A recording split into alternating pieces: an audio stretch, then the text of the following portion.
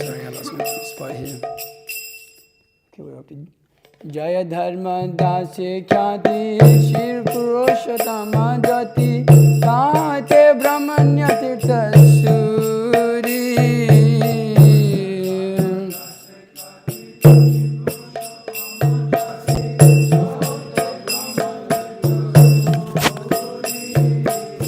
Vyasa Tirtha Tara Dasa Lakshmipati Vyasa Dasa Kahate Madhavendra Puri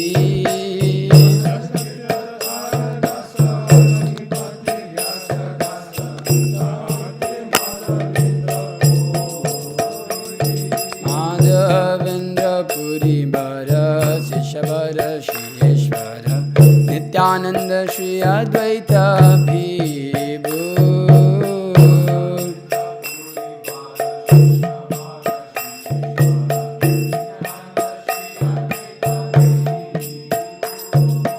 Ishvarapuri ke dhanya Kurlen Shri Chaitanya Jagadguru Gaura Mahaprabhu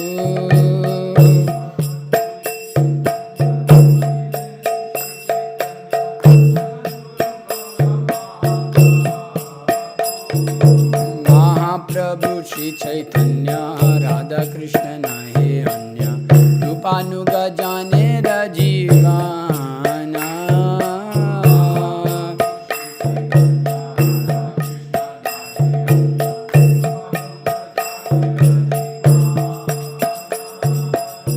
Vishwambara Priyankara Shisarupa Damodhara Sri Goswami Rupa Sanatana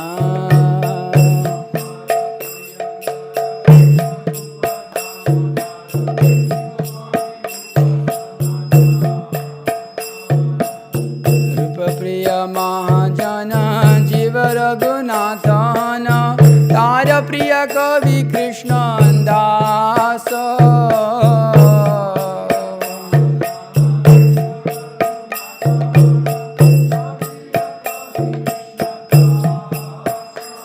Krishna Dasa Priya Bara Narottama Seva Para Jara Pada Vishwanatha Asha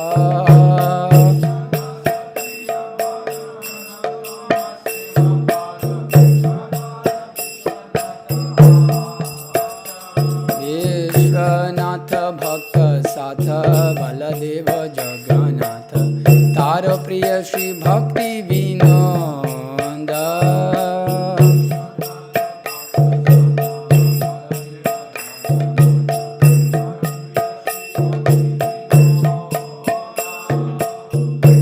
Mahabhagavatam Bara Shri Gaura Kishora Bara Hari Bhajane Te Jara Moda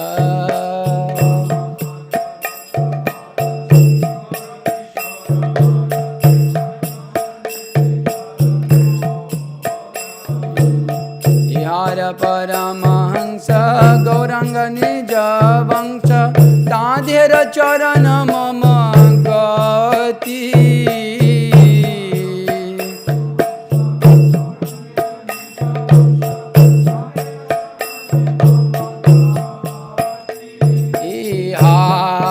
Paramahansa Gaurangera Nija Vangsha Tadera Charana Mama Gati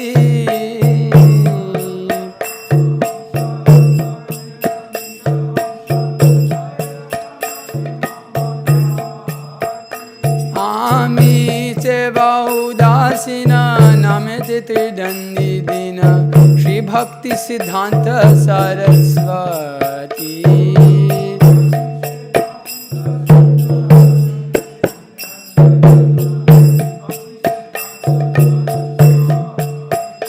Ami se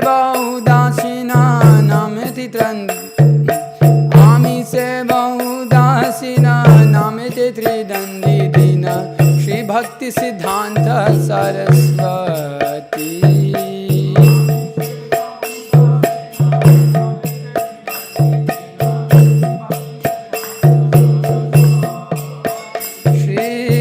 Bhaktisiddhanta Sarasvati.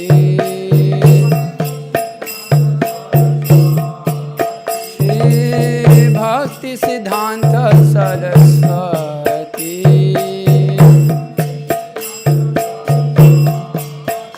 Shri Varshabhani Vara Sadasiva Siva Para Tahara Dvaita Dasana.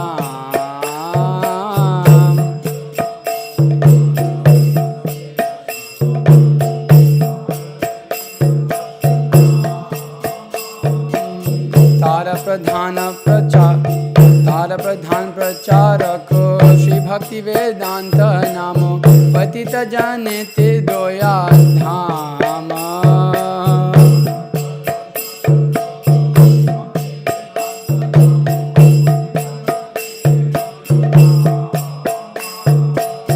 तारा प्रधान प्रचारको श्री भक्ति वेदांत नामो पतित जने ते दोया धाम।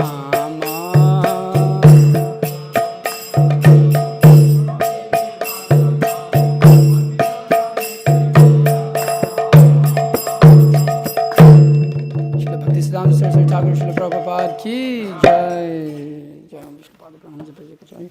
Stotra Shata Shishmat Bhaktisiddhanta Saraswati Thakur Bhaktivedanta Swami Srila Prabhupada ki Jai Om Vishnu Pada Brahman Japai Kachai. Stotra Shata Shishmat Bhaktisiddhanta Saraswati Thakur Srila Prabhupada ki Ananta Koti Vaishnava ki. All glories to the Sambhava Devotees Hare Krishna. All glories to the Sambhava Devotees Hare Krishna. All glories to Shri Guru and Gauranga. All glories to Srila Prabhupada. Namo Vishnu Pada Krishna Prasthapata Shrimati Bhakti Vikasa Matami.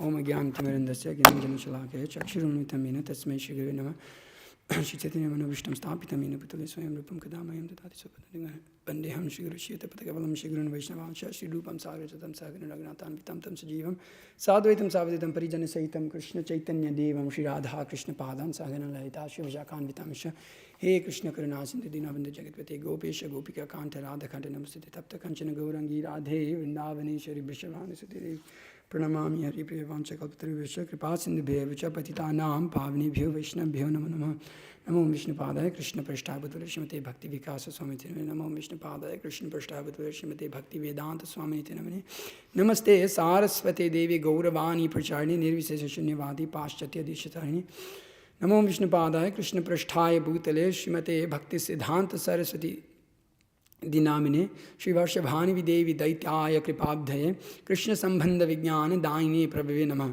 Madhurya Jvala Premadhya Shri Rupanuga Bhaktida Shri Gaura Karuna Shakti Vigrahaya Namastate Namaste Gauravani Shri Murte Dinatarini Rupanuga Viruddha Pasiddhanta Dvanta Harine Jai Shri Krishna Chaitanya Prabhu Nityananda Shri Advaita Gadadhara Shivasadi Gaur Bhaktivinda Hare Krishna Krishna Krishna Hare Hare Hare Rama Rama Rama Hare Hare Jnananandamaya Devam Patikakritam Adharam Sarva Vidyanam Mahayagrivam Upasmahe Guru Vaishnava Bhagavan Tinera Smarana Hai Vigna Vinashana Naya Chahe Nija Vanchita Purana. So, before I begin on speaking about Bhaktisiddhanta Saraswati Thakur, we also have Purushottam Das Thakur's disappearance day. So I'll just read a little bit about him from my computer here. So from time to time, he was a small boy. Purushottam Das Thakur was dedicated to constantly meditating on the lotus feet of Sri Nityananda Prabhu. In Chaitanya Charitamrita, Krishnadas Kaviraj has written, the 23rd and 24th prominent devotees of Nityananda Prabhu were Sadashiva Kaviraj and his son Purushottam Das, who was the 10th Gopala. Since birth, Purushottam Das Thakur was merged in the service of the lotus feet of Lord Nityananda Prabhu, and he always engaged in childish play with Lord Krishna. The Chaitanya Bhagavat records, Sadashiva Kaviraj was greatly fortunate. His son was named Sri Purushottama Das. Purushottama Das Thakur had no concern for his external body. Sri Nityananda Prabhu always resided within the core of his heart.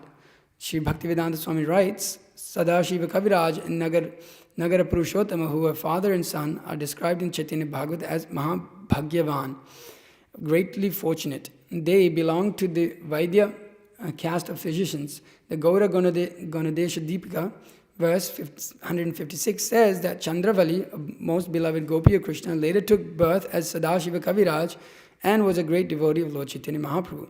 Purushottam Das Thakur sometimes lived at Kurusagar, sorry, the diacritics aren't there, so Sukhasagara near the Chakadaha and Simurali railway stations. All the deities installed by Purushottam Das Thakur were formerly situated in Belidagna Gram, but when the temple was destroyed, the deities were brought to Sukhasagar. When the temple merged in the bed of the Ganga, the deities were brought into Janava Mata's deity, with Janava Mata's deities to Sahebasanga, Bedigram. Since that place has already also been destroyed, all the deities are now situated in the village named Chandudegram, which is situated 1 mile up from Pralapada, as referred to above. Kaviraj Goswami remarks about the son of Purushottam Das Thakur. Sri Kanu Thakur was a very respectable gentleman, was the son of Purushottam Das Thakur. He was such a great devotee that Lord Krishna always liked him. Sri Purushottam Das Thakur had 3 principal disciples, Sri Madhvacharya, Sri Yadavacharya, and Devikinandana Das. They were from Brahmana families. Sri Madhvacharya later became the husband of Sri Nityananda Prabhu's daughter Ganga Devi. Sri Devananda Das was the author of the important book glorifying the lives of different Vaishnavas. Purushottam Das Thakur's name was Janava. She passed away just after bearing Purushottam Das Thakur's son Kanu. Hearing this news, Nityananda Prabhu went to the house of Purushottam Das Thakur and took his son Kanu with him to his own village of Kadaha. Kanu Thakur was born on the Rath Yatra day in the year 1450 Shaka era. Seeing his great devotion, Nityananda Prabhu gave him the name Sishu Krishnadas. When he was 5 years old, Kanu Thakur was taken to Vrindavan by Janava Mata. Upon seeing the great devotion of the boy, Jiva Goswami and the other Goswamis called him Kanai Thakur. The people say that one day Kanai Thakur was in Vrindavan dancing in the ecstasy of kirtan, and while dancing, a bangle fell from his foot. At that time, he said, "At that place where the bangle has fallen, I shall make my residence." At the present, the bangle is kept in a temple in a village called Kanagram in Yashohara district of Bengal, which is where the original family of Kanai Thakur was located. The book called Prema Vilasa observes that Kanai Thakur was present at the great festival of Kutiyagram with Sri Janava Mata. Just as his father Purushottam Das Thakur had accepted many disciples from Brahmana families, so also did Kanai Thakur. Purushottam Das Thakur ki jai. Okay, we can bring up Chaitanya Charitamrita 12, Adi Leela 12:10. Jai Jai Shri Chaitanya, Jaya Nityananda, Jai Jai Advaita Chandra Gaura Bhakta Vrinda, Jai Jai Shri Chaitanya, Jaya Nityananda, Jai Advaita Chandra Jaya Gaura Bhakta Vrinda, Jai Jai Shri Chaitanya, Jaya Nityananda, Jai Advaita Chandra Jaya Gaura Bhakta Vrinda. Acharya Mata Ye Se Mata Sar Tara Agya Laghi Chale Se Ta Asar Acharya Mate Ye Se Mata Sar Tara Agya Laghi Chale Se Ta Asar Acharya Ramata Ye Se Mata Sar Tara Agya Laghi Chale Se Ta Asar Acharya Ramata Ye Se Mata Sar Tara Agya Laghi Chale Se Ta Asar.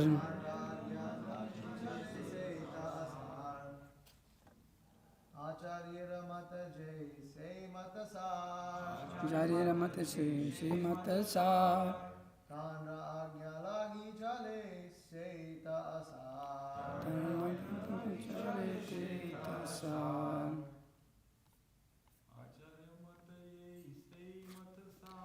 Acharya Ramata Ye Se Mata Sar Aragya lagi chale se tasa. Acharya ramataye se matasa. Aragya lagi chale se tasa. Mataji's. Acharya ramataye se matasa. Tara gyalagi jale se tasar. Acharya ramataye se matasar.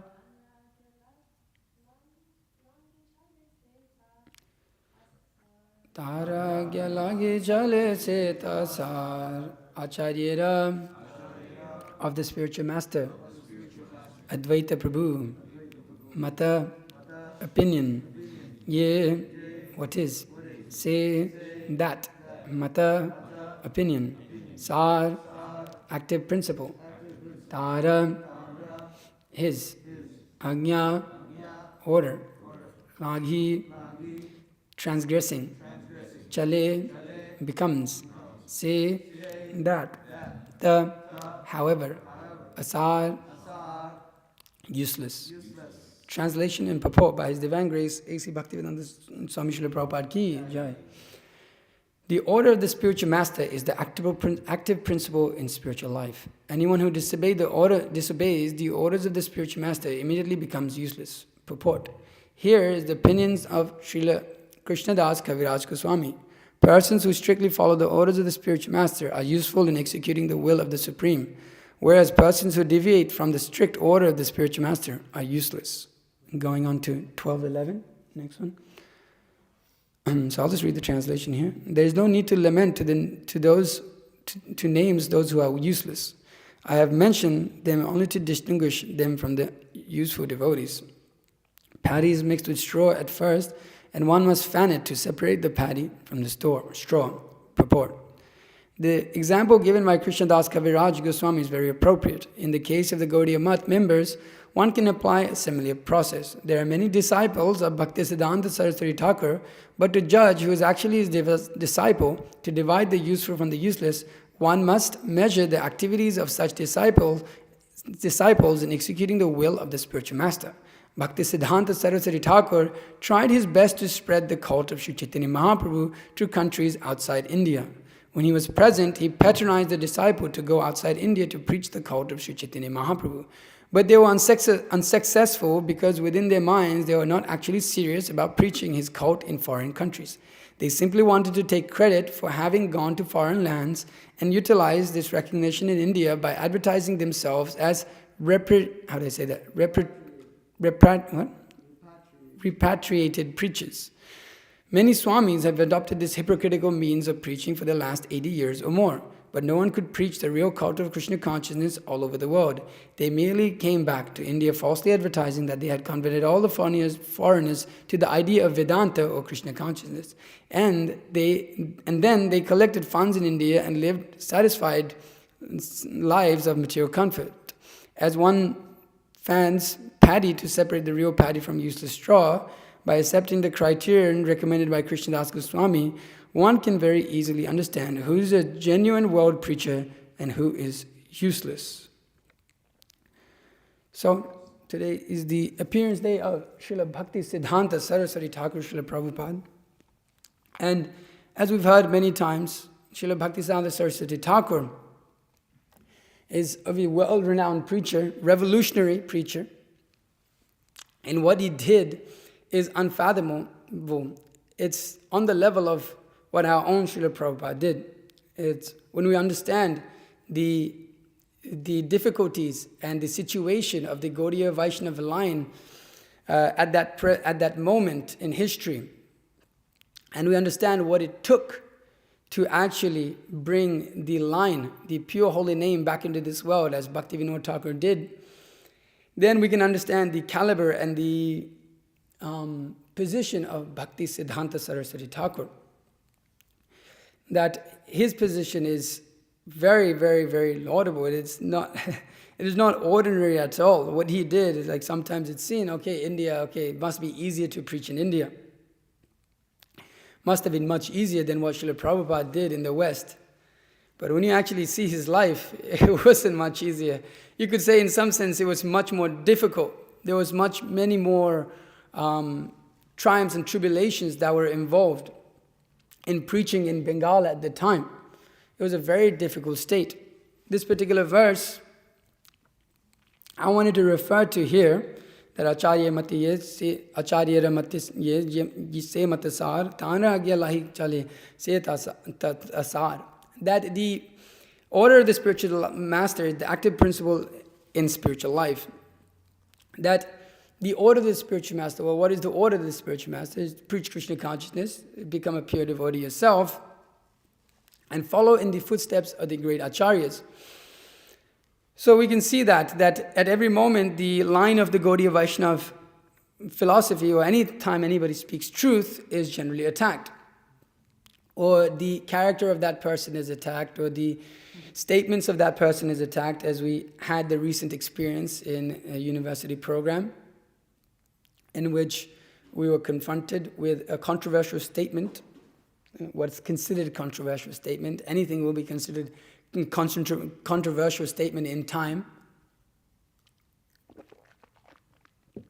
And our devotees were confronted with such a statement, and whatever their own insincerity of the way they addressed the question and the way they conducted the whole thing seemingly sincere. But regardless of that, even if our devotees couldn't pacify them, they did not back down, or they did not take that easy position of saying, well, Srila Prabhupada was wrong. That Srila Prabhupada actually, what Srila Prabhupada says wrong, and now we understand better, and now we know more, so those statements are actually, we don't uphold those statements within our movement. No, our devotees stood clearly that we don't care what you think. This is what our Acharya said, and we will stick with it.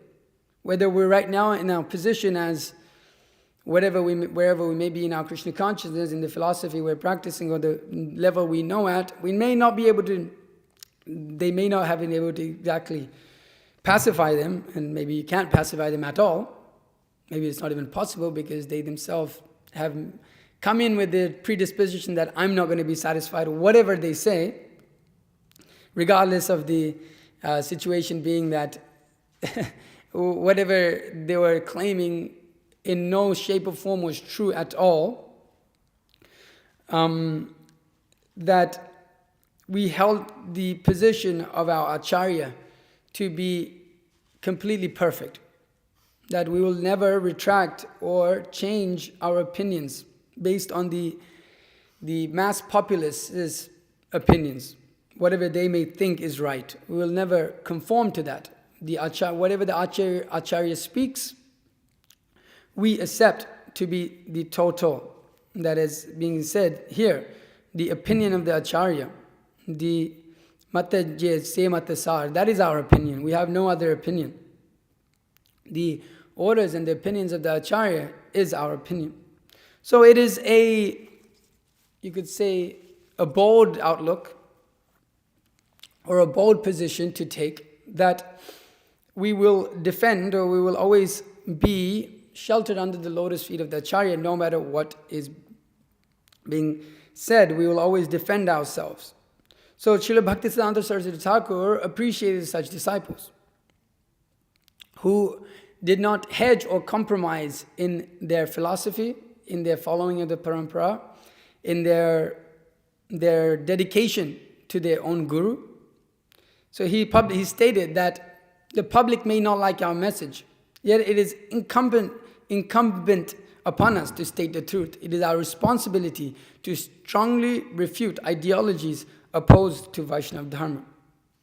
That may be in a case, but in any circumstances, the position of the Vaishnava, or what it means to be a Vaishnava, especially a Gaudiya Vaishnava, means to be strongly situated in refuting these ideologies of this mad materialistic society, this crazy world.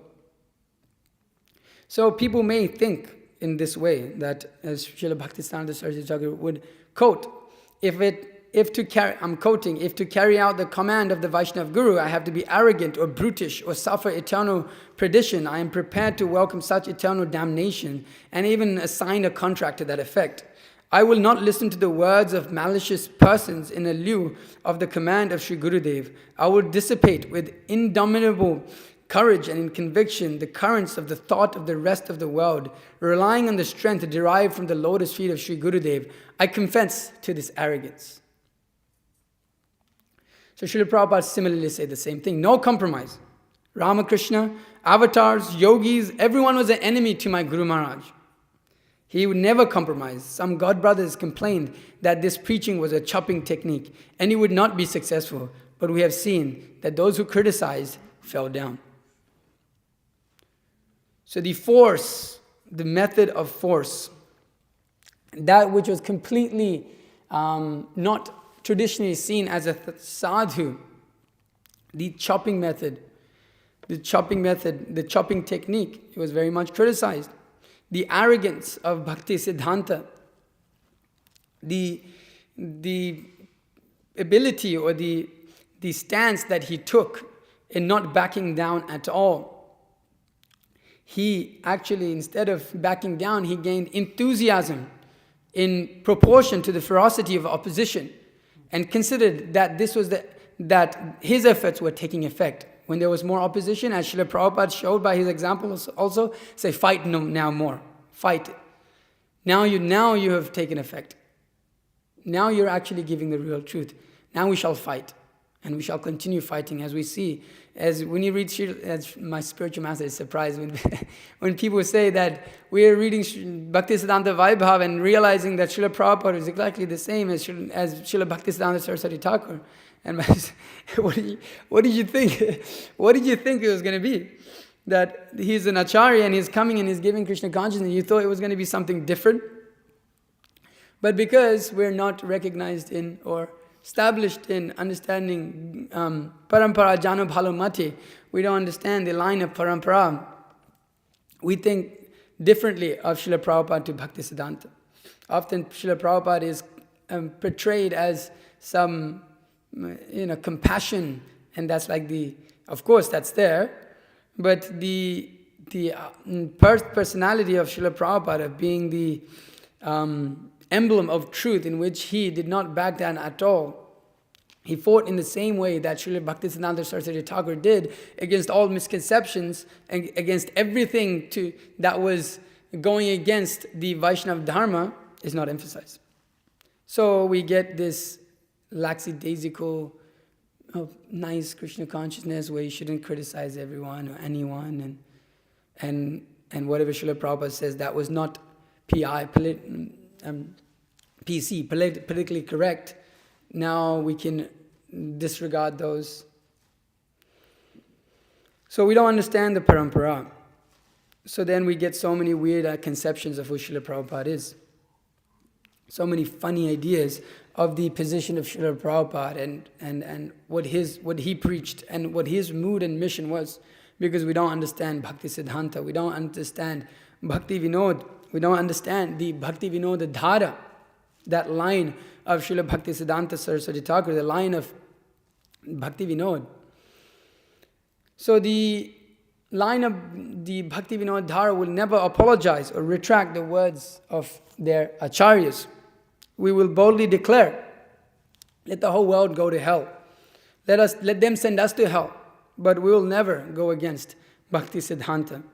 The true meaning of Bhaktisiddhanta, or the epistemological, is that how I say it? The exact meaning of Bhaktisiddhanta, the meaning itself, and the position of Bhaktisiddhanta himself will never go against the parampara. Our victory lies in boldly preaching and remaining humble and boldly staying bold servants at the lotus feet of our acharyas. We don't really care for the opinions of others. We care for the truth. We don't care for the opinions of the hogs, dogs, camels, and asses. Where only propagators and establishers of the absolute truth. So that is tough to do. It's tough to do. What a struggle. It is painful to hear the absolute truth. It is painful to hear what the parampara preaches in truth, that we must throw away this material desire within their heart, the misconceptions that we have, the anarthas that we have. It is very difficult to establish the absolute truth and to uphold the absolute truth.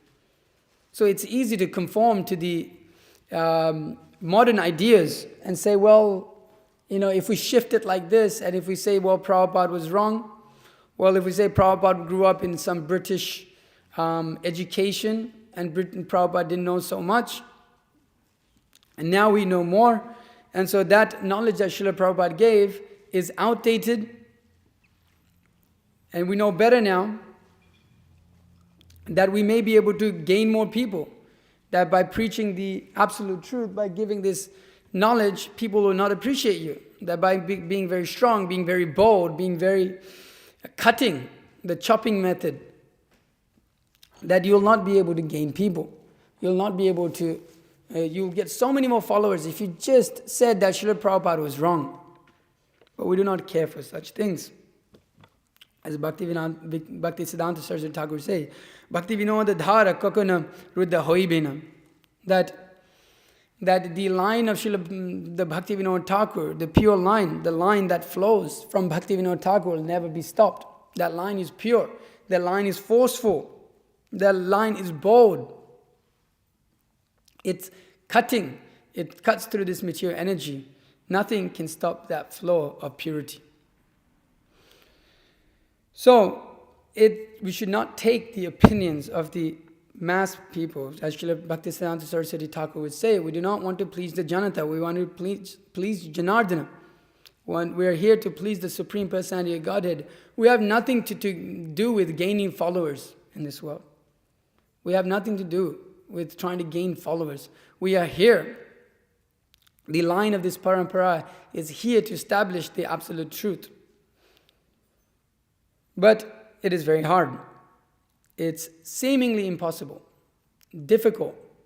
So you preach and you preach and you preach and you try to, you can even smash their ideas to pieces, but they still will not take it up.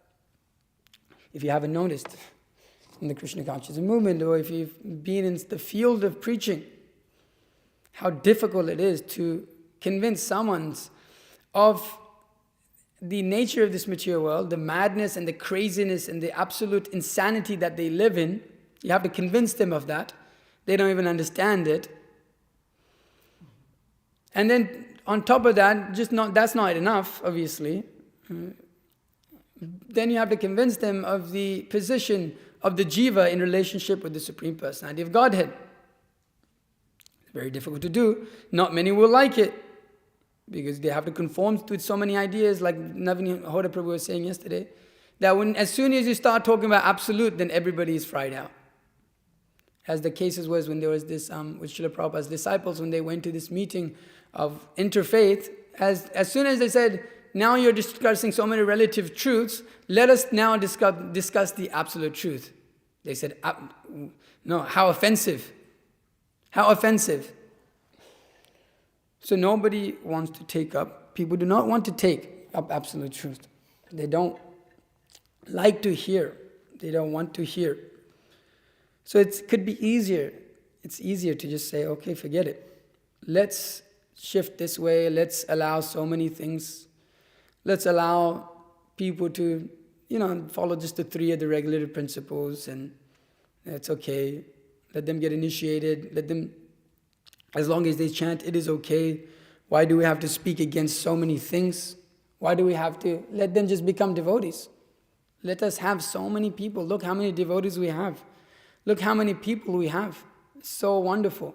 So wonderful. Everybody's here. Everybody's one person. He's working at the meat shop. He's this other person. He's having sex with so many other people's girlfriends and wives, or so many people on the street. But he's chanting Hare Krishna. What's the problem? Why are you criticizing? What's the problem? It's okay, like you were saying yesterday, we have some demigods in the temple. So many more people will come. It's okay if we allow people to sing so many apasiddhantic songs or people to sing so many karmi songs. What's the problem? So it could be easy. We can become comfortable Hindus. It's easy. It's easy. We can have 100 people in here in the next week or so. You just got to install a few demigods on the altar there. Keep Krishna at the center, but put a few demigods. Every wall has a different demigod. Easy, finished. We'll have all the people, we'll have all the donations, we'll have all the money. We'll have great amount of people. Even within the Western tradition, you water it down, do a nice little kirtan, little sense gratification kirtan, have so many different instruments, and have a sound bowl, and have some flashy lights, and then, don't wear tilak and dhotis and all this, wear your yoga pants and wear your, yogi pants and yoga pants, and have so many of these things. What is the problem? They're chanting Hare Krishna. But it does not maintain the bhakti vinoda dharam. It does not maintain the purity of the line. It completely destroys everything. So, Bhaktisiddhanta Sarasvati Thakur was very much against everything that was against the culture of Gaudiya Vaishnava and the philosophy of Gaudiya Vaishnava, not just, the philosophy itself. So the culture must be maintained. Otherwise, the knowledge will also be lost, because they go hand in hand. You cannot have one without the other, that as the famous Krishna West claims to do. That we will have the philosophy, but the culture we don't like. That's Indian culture. Sri Chaitanya Mahaprabhu's culture is Indian culture. So we shall not adopt that, because people will not take it up. People will not understand it. You see where that's at. You don't even hear about it. We'll make so many Westerners into devotees like this. Where are they? If they did it, and they were strict, and they were practicing okay, but it is seen that it simply just waters down. And then we have so many issues in terms of Siddhanta that creep in. So, Bhakti Vikas Maharaj writes, as I'm quoting pretty much everything from Bhaktisiddhanta Vaibhav, which is the best book I've read in my life so far. He writes that even though seemingly impossible, he took it as his duty to spread Shuddha Bhakti by all means and at any cost. To establish Lord Chaitanya's mission, the fetters of the caste rituals, and indeed all the pre-existing stereotypes and dogmas would have to be demolished. Hence, Srila Bhaktisiddhanta Sarasvati inevitably became a revolutionary.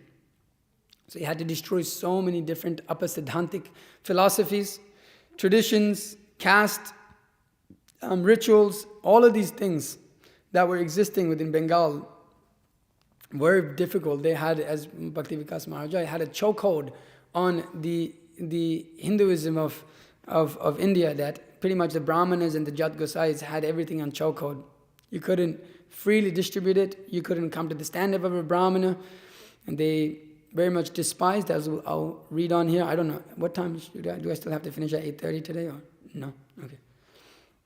So he inherited this desire to preach, or the urge to preach, the strength or the mood from his own father. Sometimes we think Bhakti Vinod, the sweetness of Bhakti, so sweet. We read Bhakti Vinod Thakur's songs, so humble, so sweet, so nice.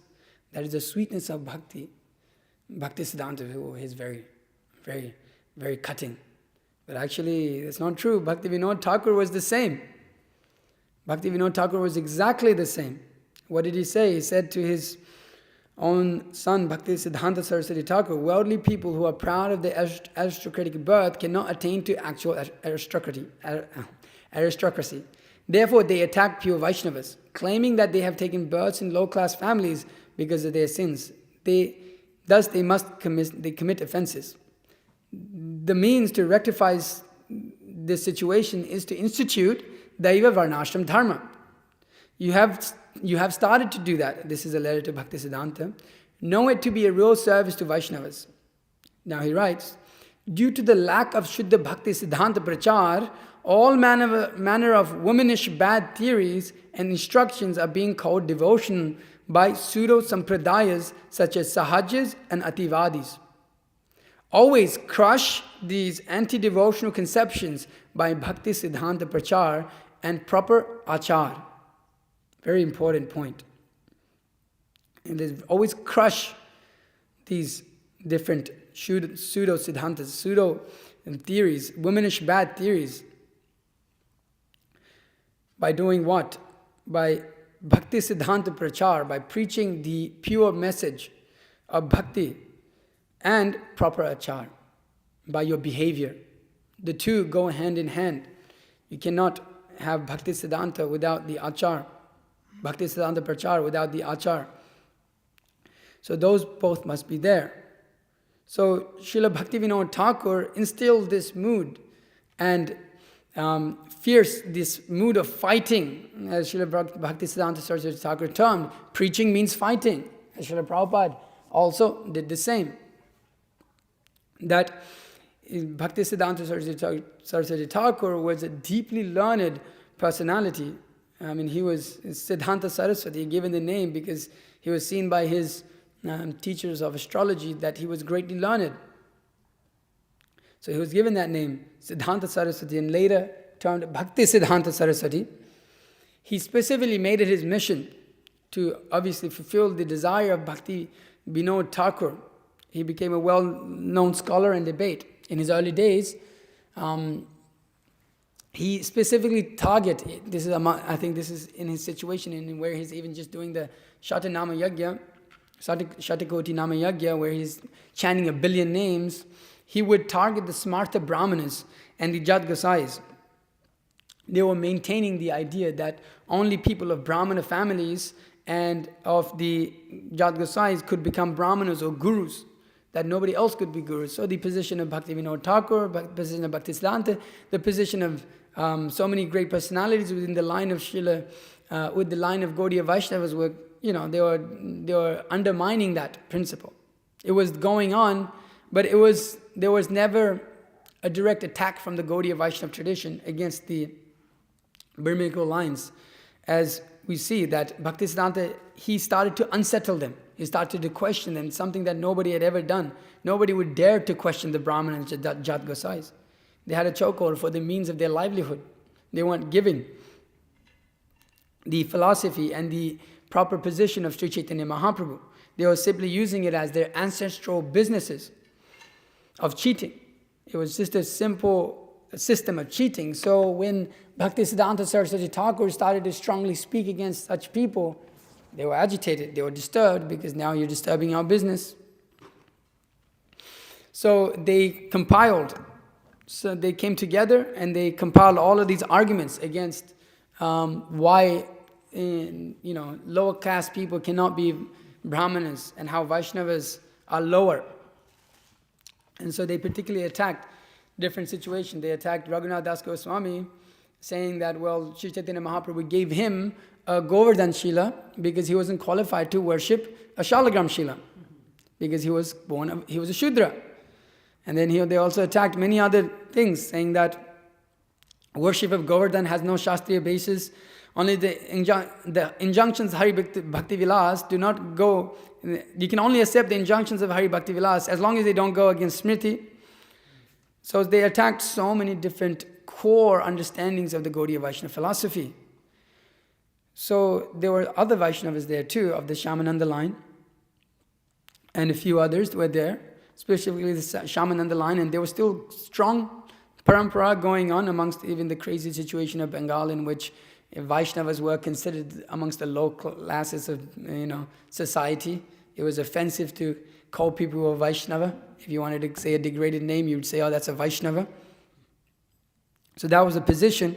But still, we had great personalities that were present from the Shyamananda line. So they came together, being disturbed, when your own whole parampara, your family is attacked, then it hurts within the heart of the Vaishnavas. There's great pain within the heart of the Vaishnavas.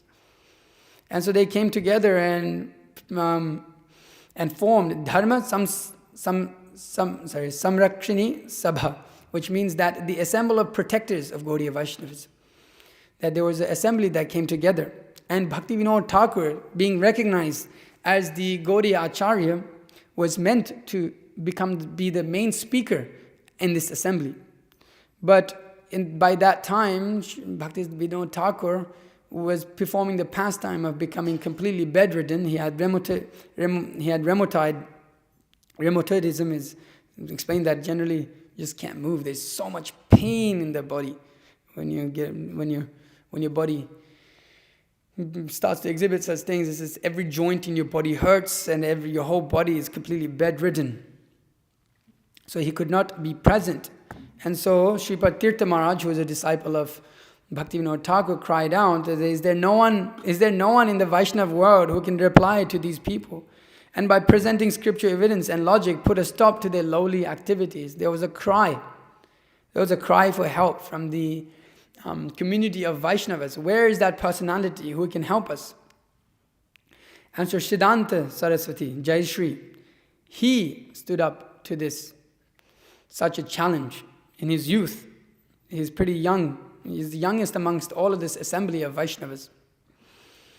And he penned this manuscript entitled Brahmana o Vaishnavira Taratmaya Vishayka Siddhanta.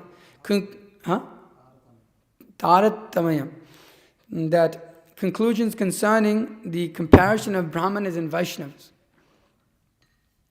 And so he presented that to Bhaktivinoda Thakur, and Bhaktivinoda Thakur could not even get up from his bed. Immediately at hearing Bhaktisiddhanta Saraswati Thakur read this article that he had composed. Article means his whole book practically.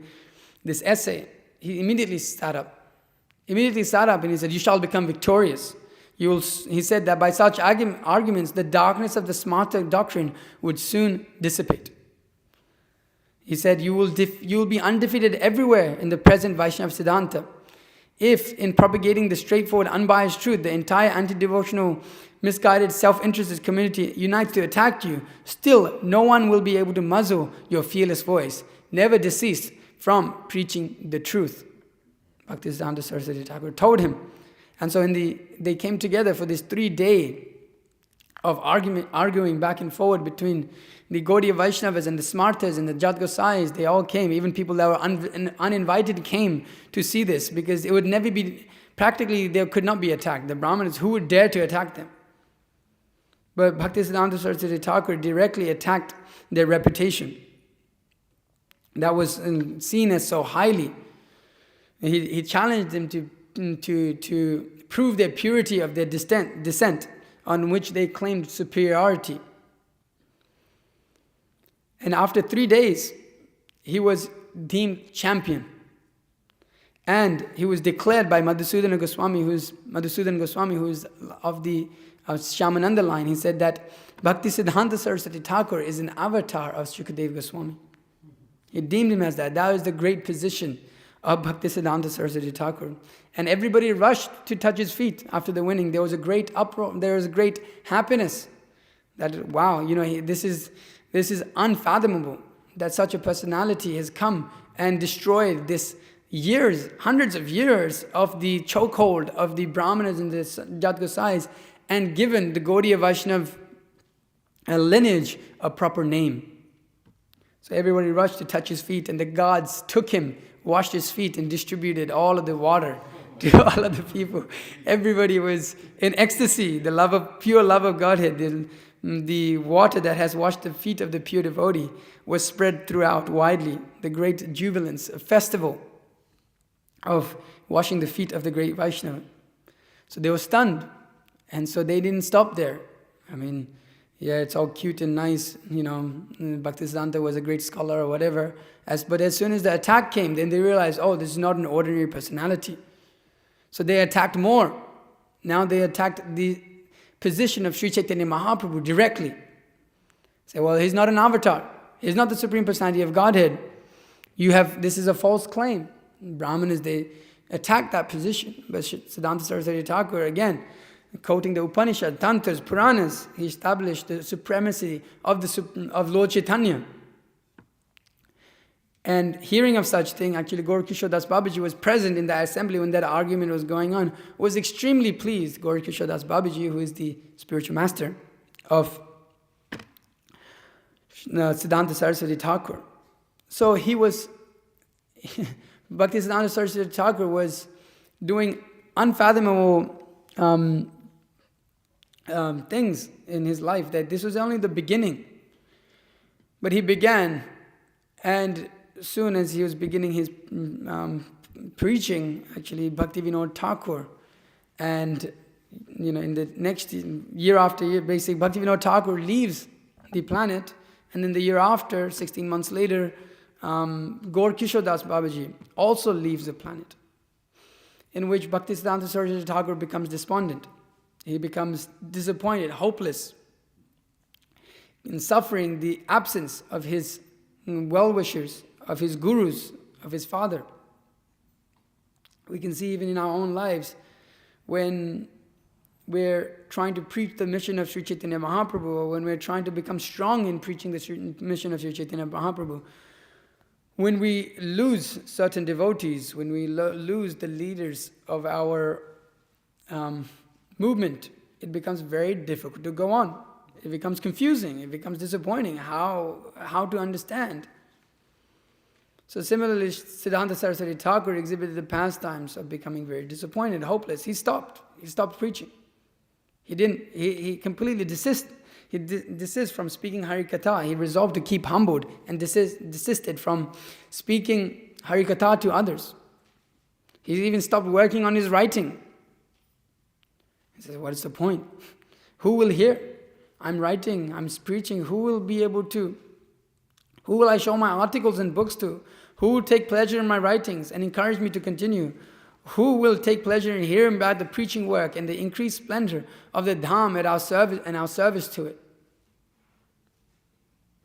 The pain of Bhaktisiddhanta Saraswati Thakur. He didn't sleep practically, he didn't eat practically, just intense bhajan, no desire to do anything else. But Bhaktivinoda Thakur had clearly instructed him before, never give up the preaching of the cult of Sri Chaitanya Mahaprabhu. Never give that up. Never give that up. So that reverberated within his heart at all times. That mission and that position has been given to me by Bhaktivinoda Thakur. This is his desire. How can I neglect? This dilemma arose in his mind. So sitting and meditating and an intense bhajan. Also, it's mentioned that he was contemplating the need to preach, but already having experienced the kind of malicious position, or knowing that such malicious oppositions will come about, he didn't want to, return to public life. He was very reluctant. Like, why should I have to go under I have to face so much opposition? Everybody is against this. If I speak the truth, everybody will be against me. So, let me perform bhajan. Forget it. So when his intense bhajan, one day a gust of wind blew before him an extract from Chaitanya Charitamrita, in which Lord Chaitanya instructs Sanatana Goswami to compose transcendental literature, renovate forgotten holy places, and institute service to Krishna and propagate bhakti rasa. You're in Mayapur, and you're just doing your bhajan, and it's not printed widely like the way we see it now. It's not like we have Chaitanya Charitamrita available, a stock full in the book room. It's very rare to get. But some paper, some verse is presented before Siddhanta Saraswati Thakur. And he took this as divine indication. And still feeling depressed, incapable, he pondered in this way: I have no public support, no wealth, learning, or the intelligence required to awaken interest in the populace. How can I convey to the inhospitable world the pure teachings of Sri Chaitanya and establish the manubhishta of my gurus? And we feel the same way, don't we? Hopeless when we preach. What intelligence do I have? You go out, it's like, man, what learning do I have? Public support, forget it. Impossible. You look at the preaching field, you go and you try. It's like, how is this possible? Every day you do it, and it's like, how is this possible? How is this possible to do? It's practically impossible. We're in the field in which everybody is willingly gliding themselves to hell. Bhaktisiddhanta Sarasvati Thakur, who is descending from the spiritual world, is thinking like this. You can imagine our position in trying to preach this message. No wealth, no learning or intelligence. Siddhanta Saraswati Thakur, who was able to defeat the Brahmanas that held the position for so many hundreds of years. What intelligence do we have to preach? But amongst his contemplation, he had one dream, he saw, Sarasvati, why are you worrying? Actually, the whole parampara came to him in his dream.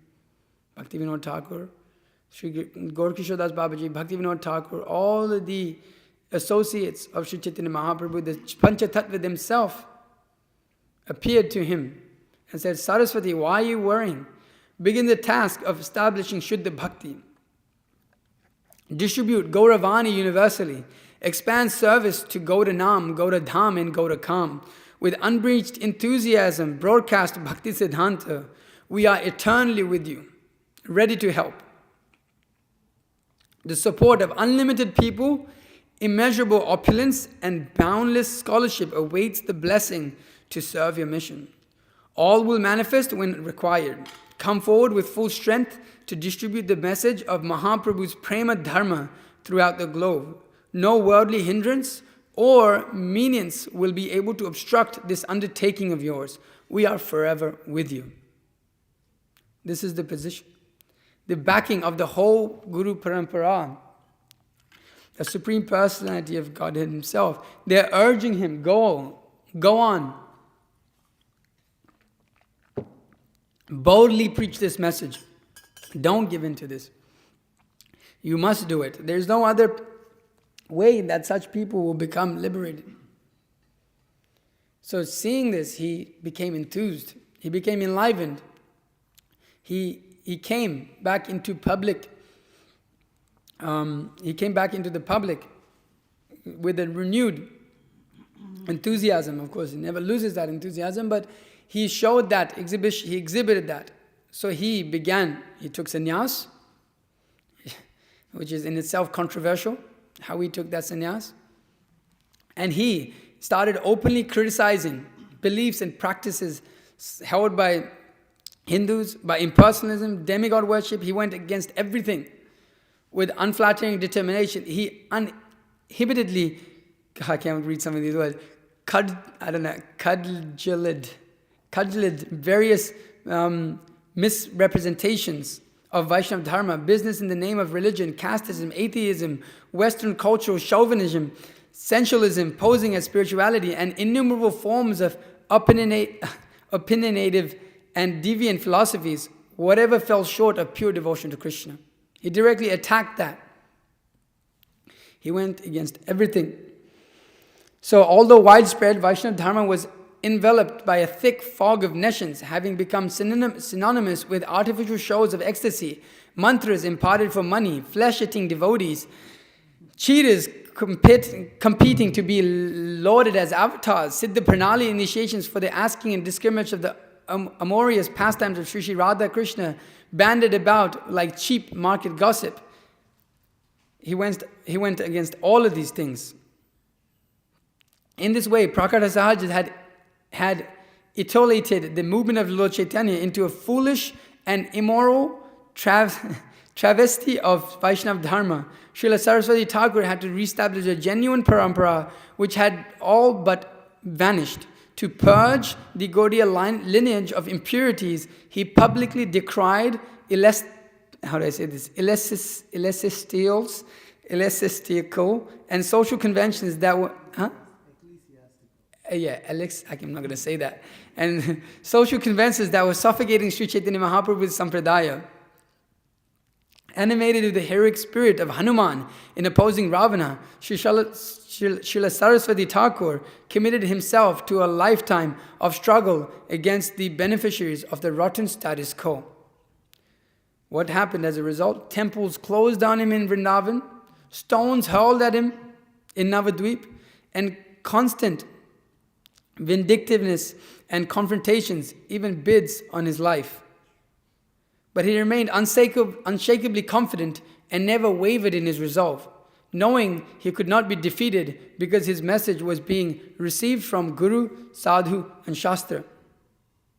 So he wrote like this, that if to carry out the command of my Vaishnava Guru, I have to be arrogant or brutish or suffer eternal perdition, I am prepared to welcome such eternal damnation and even assign a contract to that effect.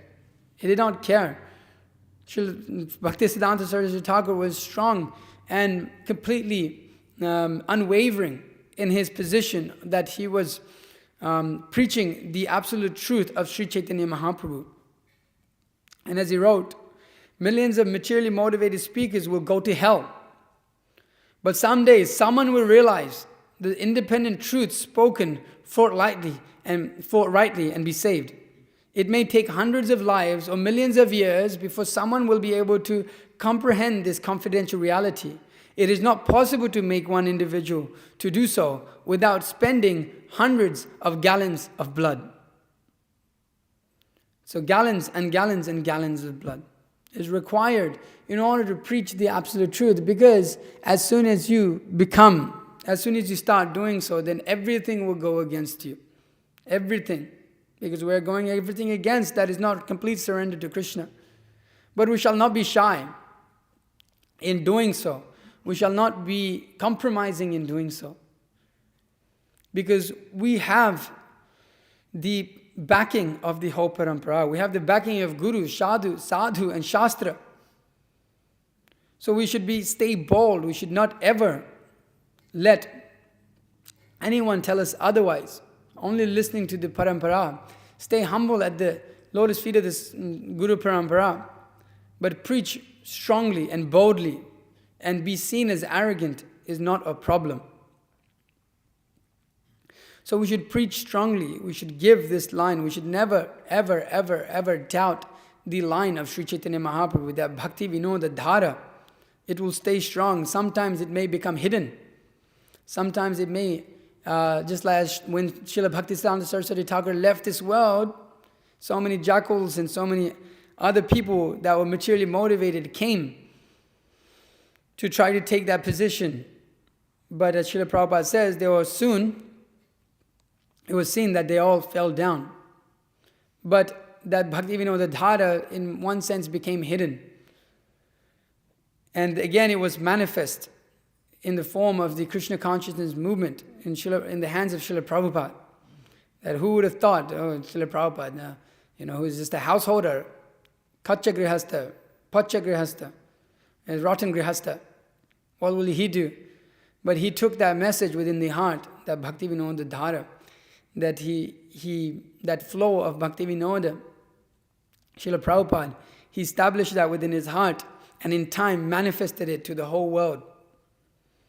So the Bhakti Vinoda Dhara, it will never be stopped. It can never be stopped as long as the few individuals of this world make it a point to continue that line, be very dedicated to that line, knowing that it can liberate those from their millions and billions of lifetimes of suffering in this world. That the Vaishnavacharyas and the true Vaishnava sees. But it is a struggle. Bhakti Vinoda Thakur and Bhaktisiddhanta Saraswati Thakur, Srila Prabhupada, our own Srila Prabhupada, they're all pure devotees of the Lord. They exhibited that struggle. They showed that struggle. They struggled to show us to not become despondent or disappointed when there is not success in our preaching. There's not thousands of people coming to us, bowing down to us. No, it is a struggle, but that struggle is of surrender.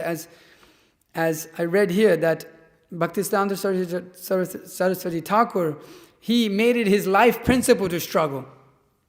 He took that. He said, yes, I know it's a struggle. But you see, one struggle after another, never stopping. And at the time of his departure, there was struggle within the mud. Even Srila Prabhupada's life,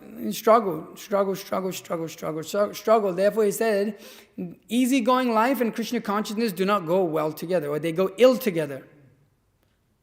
If you're living an easygoing life, then you're in Maya.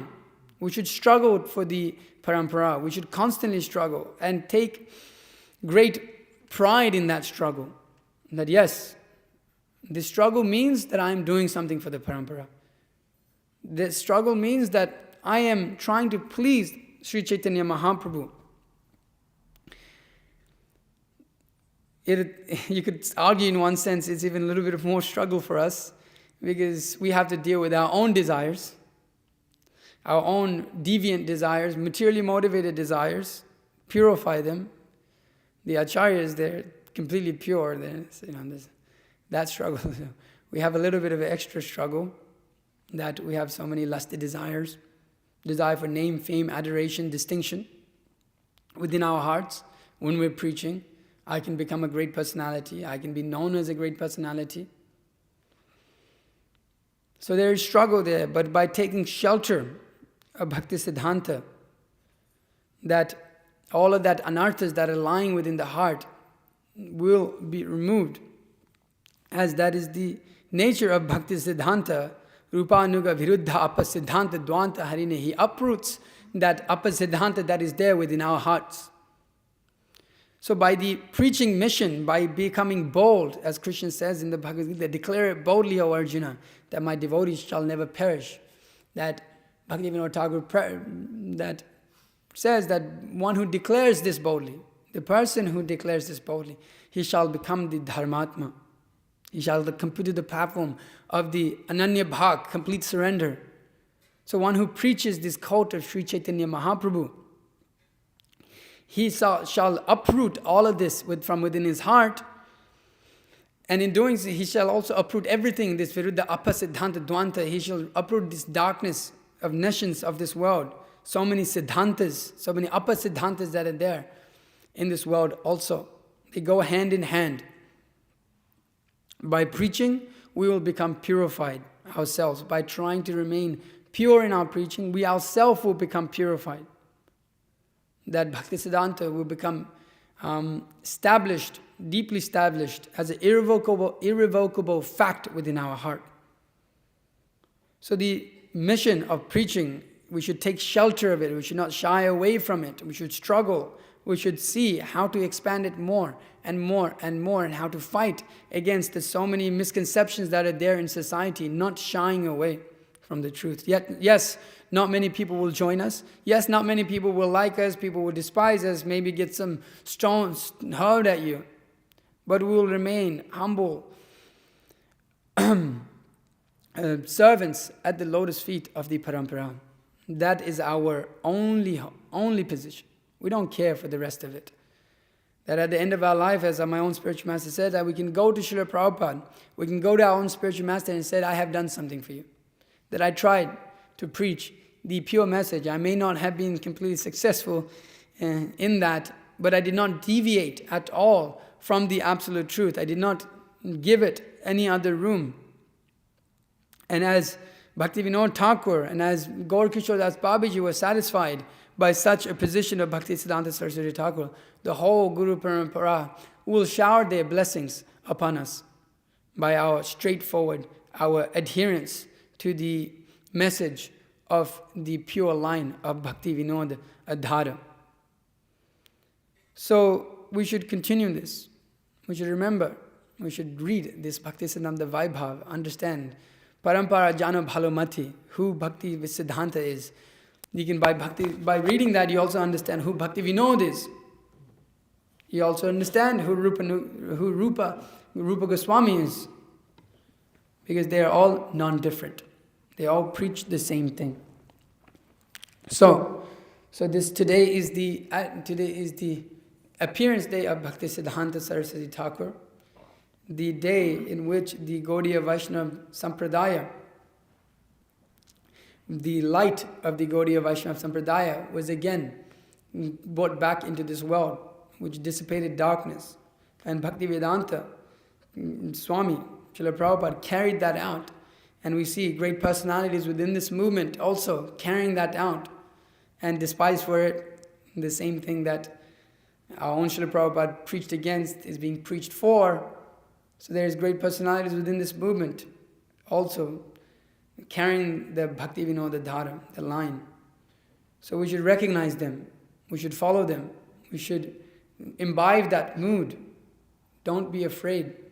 The whole backing of the parampara is there. Unlimited men, money, power. Whatever is required will be provided at the right time. So we should continue our strong preaching. Should not back down, not become despondent, not become swayed by the opinions of others. We are in the pure line. We are following this. So continue under the guidance of such teachers. So I will end the class there. If there's any questions or comments, please feel free to ask. Is there anything? Navini Hoda Prabhu? Or Amayatma Prabhu? Can you pull this verse?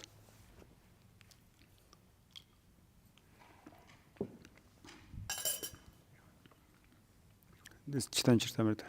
This 12:10, that's the verse? Yes. I want to ask, what does it mean immediately becomes useless? For example, like an example for Srila Prabhupada told that we should establish, so for example, Varnashrama communities. And according to our spiritual master instructions is, look, the person who don't want to establish the Varnashrama communities, he commit Guru Ravagya. This means disobedience order of spiritual master, and immediately becomes useless. What does it mean becomes useless? And from this question, like one small question also. For example, spiritual master told that we should establish Varnashrama communities without electricity. And somebody want to establish Varnashrama communities, but with electricity. It means he also disobeys the order of spiritual master and immediately becomes useless, or what? Where is the line? Yeah, one has to see. So, in disregarding, so there's two things here: disregarding and disobeying. So one may regard the order of the spiritual master, but he may not exactly be able to fulfill that right there and then.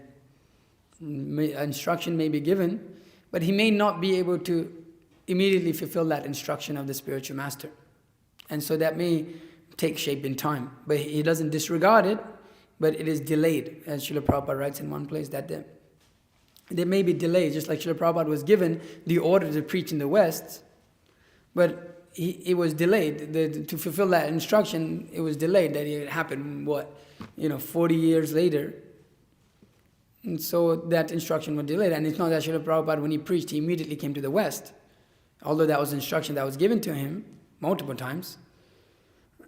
He started in India. And then he fulfilled that order of his spiritual master. He did not disobey or disregard the orders of his spiritual master, but he followed that. So when in that particular class or that talk with Bhashu Ghosh Prabhu, he says that. Bhashu Ghosh Prabhu, he says that. So that's in particular reference to disregarding Srila Prabhupada's instruction, not even acknowledging it. So that is Guru Ravagya. But there may be a position in which he understands the desire of the spiritual master and the order of the spiritual master, and he sees how to establish that. For example, it may not be possible that you can have no electricity immediately in a farm. But just because there's electricity doesn't particularly mean that we're disobeying the order of the spiritual master. But the mood and the proper, the desire or the overall way that the whole project may be moving or the disciple may be moving is I want to get there. And it's very clear that this is not a permanent thing. Electricity is not a permanent thing. We're moving towards that. So it may be that one takes a preliminary step to get to the desired order, to fulfill the desired order of the spiritual master.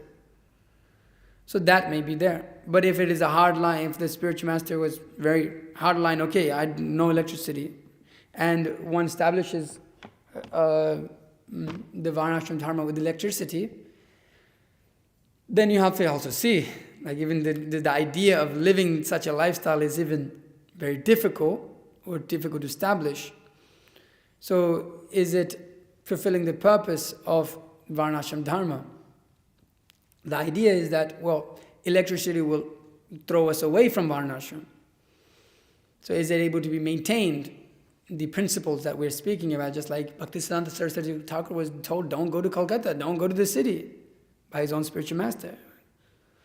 But he did so. But he gave the proper understanding of why he did so and what it meant. He's not taking their association, they're taking my association. So one has to see. Sometimes there may be preliminary steps that one has to take in order to fulfill this desire of the spiritual master. But that often can be, when the spiritual master is present on the planet, that can be discussed upon with him. So it needs to be seen, because sometimes it might be too much of a jump. Especially in the West, it's quite a jump. It's quite a big jump. And so it's either you don't do it at all, or you give some leeway with the proper understanding of coming to that position of what the desire of the spiritual master is. Now you have to be careful, because you can easily get diverted and things can get diluted and becomes all hodgepodge. But that has to be there, otherwise, it might make it. One has to acknowledge the order of the spiritual master and constantly keep that as a understanding in his life, not to deviate away from that. But one may have to take preliminary steps in order to get there. So that is how I understand that. That's from examples of the acharyas and also from principles. It seems that is the proper way to understand that. It means it's like some differences there, like if somebody don't know exactly what is the instructions, and that person who already know what is the instructions, but still he's continuing to do whatever like is against the instructions. It's like some differences there, like some gradations of uselessness is there, or like how to understand this? Yeah, I mean, if you disregard it, then the empowerment that the spiritual master gives won't be there. You're empowered. You're not running on your own empowerment. But if you're intentionally you're acknowledging the order of the spiritual master and you're moving towards that constantly, then there's no question of uselessness. There's no question of it. His mood and his proper attitude and his performance to the service of the spiritual master is proper. Then there's no understanding, there's no uselessness there. One has to follow. If he follows, then he's empowered. But if he disregards, then he's useless. Even though his activities may look successful, still useless, because the spiritual master is not pleased. Because what's the goal of it? To amass some land and have some people live on it? No, it's to satisfy the spiritual master. So you may do all of those things, but the spiritual master is not satisfied. What's the point? So you can look at it in many ways. It's like sometimes we also can, by force, like a few lectures before, we also spoke about this. Like if a guru tell you do this, but still you want to do like you would like to do. It means he told no, okay. You at least you do something like it, but because by force and the guru can understand if he want to stop you, you will not follow these instructions. It will be again guru ravagya, and because I can accept at least this kind of service. Yeah, I mean you can say that in any circumstance. So you have to be intelligent. You have to consult with the guru. Vishnuchitra Prabhu has a few things to say. So you have to be intelligent. What is actually the spiritual master want? You have to read Shastra. Center is Shastra. So they have to according to that. So, in regards to that, immediately become useless. Go to two verses after. And go to the purport. Oh, that's the next one. Okay. Apply a similar process, so go below. But to judge who is actually his disciple, to divide the useful from the useless, One must measure the activities of such disciples in executing the will of the spiritual master. What does it mean that one becomes useless, immediately become useless? The thing is, ultimately, Srila Prabhupada was able to generate and make devotees of the caliber of those who can carry forth the parampara, pure devotees who can carry forth the parampara. To think that the followers of Srila Prabhupada, for some reason, are, useless compared to Srila Prabhupada himself or Srila Bhaktisiddhanta Sarasvati Thakur, etc., is a very offensive statement. It actually, that's why the Ritviks are offenders, because they call, in one sense, they're terming Srila Prabhupada as Asara, because he has not produced the same caliber. Whereas if you see Bhaktisiddhanta Srila Saraswati produced disciples like Srila Prabhupada, and others also, actually. But specifically, we're discussing about Srila Prabhupada. So, when it says, when one becomes immediately useless, when one is deviated, eventually it will be seen that the results that they produce, the caliber of devotees that they produce, are not dedicated to fulfilling the mission of Lord Chaitanya and maintaining the purity of the parampara. They may be chanting Hare Krishna and this and that, but that's not the point. The point is, are they able to carry forth Vairagya Vidya Nija Bhakti Yoga with the process of surrender, and are they able to inspire that and instill that in others? That ultimately is the litmus test. And only one who has executed the will of the spiritual master will be able to do that. And it will take sometimes to see those results and judge from it. But one who just judges it on the basis of external things, that externally it may seem that one has either deviated or one has not deviated. Like Srila Prabhupada externally looks like he deviated by giving women Brahma Gayatri, which his spiritual master never did. The spiritual master before that never did. Nobody did. But it was a very special adjustment, which now is being reversed, or at least there's opposition to it being reversed. So it should be reversed back to the original standard. So that's how you judge. You judge whether the quality, it's not so much the exact thing. If you're talking about farms, just to give you an example, there's a difference in the amount of electricity they use in Czech Republic and they use in Nandagram. Czech Republic, they use electricity for construction. They use electricity, they have electricity inside the ashram for charging. They have laptops, everybody is using smartphones. It's different. There's some difference. I wouldn't call them asara, useless. So, just saying that, one has to see what is the caliber of devotees, what is their dedication, what is the level of surrender, what is the purity. Are they lion cubs? Are they guru-like? This is the point. Is there any other questions or comments from the men? Yeah, Navani Hora Prabhu?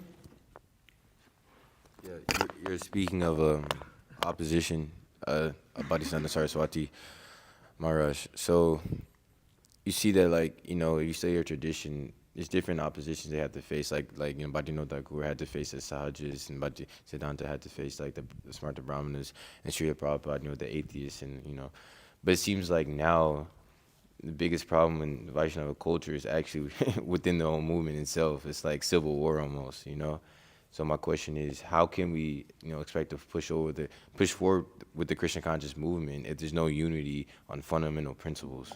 Like we're opposing ourselves. Create that unity in your own association. Just need to start up, just restart the whole thing, because we can quarrel and cry and bitch and moan, and I don't want to do all that. That's why I left.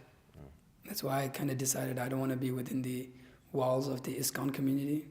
sorry, this is like this the truth. This is too much. Just this person said this person said this, and the whole temple just bitching and moaning about each other. He said this about me. He said that about me. He's like, this is some pity, some very petty stuff, like very low class stuff.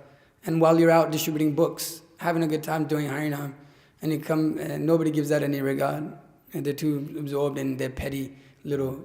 This person did this, or he looked at me this way, or he looked at me that way, he said this thing about me in this way. Such petty stuff. I'm tired of that crap, It's like, I want to just distribute books and preach the thing that Srila Prabhupada gave. What is all this? Everybody gets distracted in their own world, fight amongst themselves. So you have to start it again, and then you have to try to maintain the mood. You just don't worry about it. Like, you start your own thing, look what happens. You just join. You start it, or you join those who already started it. That's what I did. I was all right. I'm done here. I'm out. I saw it from a young age. I've been around the ISKCON community from a young age, practically right after whatever. And my uncles were brahmacharis and all that. So much material motivation and all of these things. So what do? You just show by your own example. You go do the real thing and you show, okay, here, this is how you do it. And then still they'll criticize. Yeah. Still they'll criticize. But it's okay, because soon it will come. It was okay, like we've seen recently. Because of the success that's been there in our straightforward, strong preaching, people asking, so how are you doing it? Well, my spiritual Guru Maharaj is being asked, how are you doing it? What do you mean? Why are you asking this? Is follow what Srila Prabhupada, we're just following what Srila Prabhupada said, that's it. Just preaching the mission, and that's it. It's happening. Follow the instructions. Everything fails, follow the instructions. So it's pretty straightforward. We don't have to be absorbed in so much of the petty stuff that goes on. Why? What's the problem? What's the point of fixing it? Wasted time. Why fix something that's broken? Just start something new. You don't just start it. And so, as my spiritual master does the same, if you have a problem, he does that a lot. Every time he's like, hey, there's a problem. Okay, just tell them to start their own thing. Oh, okay. Show. Okay, if you think you can do something better, show. Show it by your own example. But it's too much, this fighting, inner fighting. This is really like, you look at what it is, and it's really petty stuff.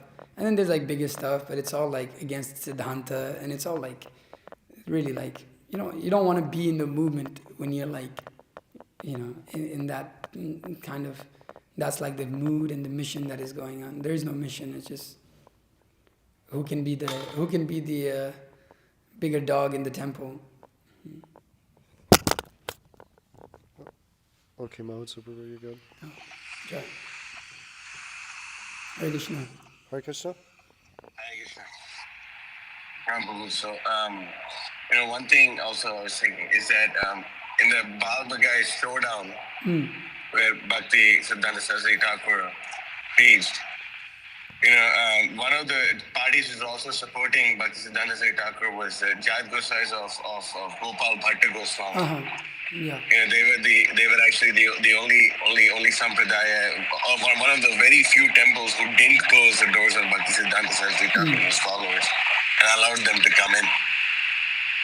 And he also made this. When he started giving the discourse, it was Bhakti Vinod Thakur, right? Wasn't it him who said that? Isn't there anyone who can come and defend our parampara? And Bhaktisiddhanta Sarasvati Thakur rose to the challenge, or was it Tirtha Maharaj who said it?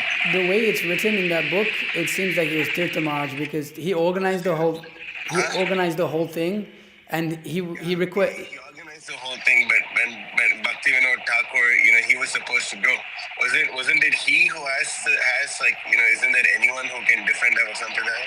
Yeah, I was reading through that.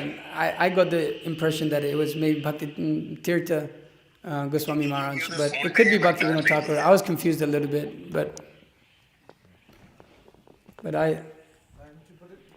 Yeah, because he can't hear me. And I looked at the paragraph, the way that was written, and I was a little confused. So since it was organized by his disciple, Bhaktivinoda's disciple, I thought like that, but it could be either. I mean, because what I remember hearing and reading was that Bhakti Vinod Thakur was the one who asked, and Bhaktisiddhanta Thakur immediately rises to the occasion, and he says that, and that's when Bhakti Vinod Thakur proclaims his benedictions, and this.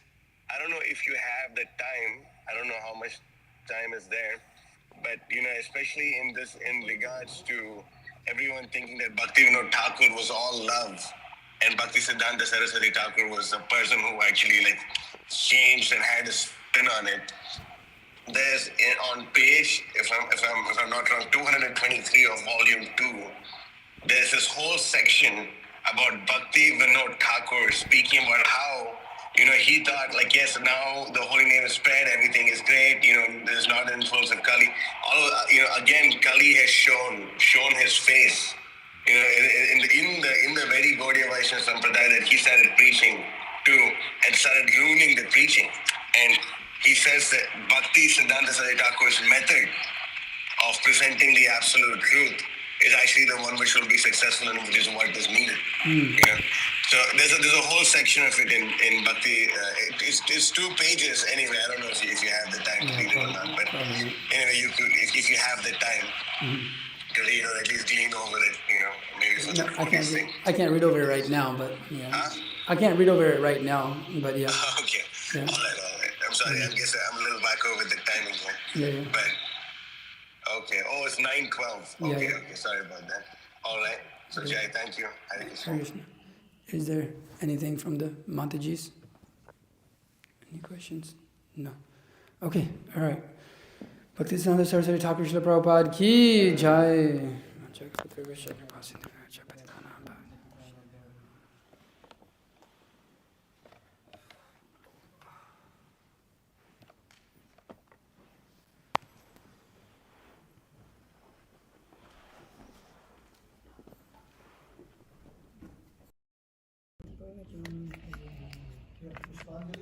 Yeah.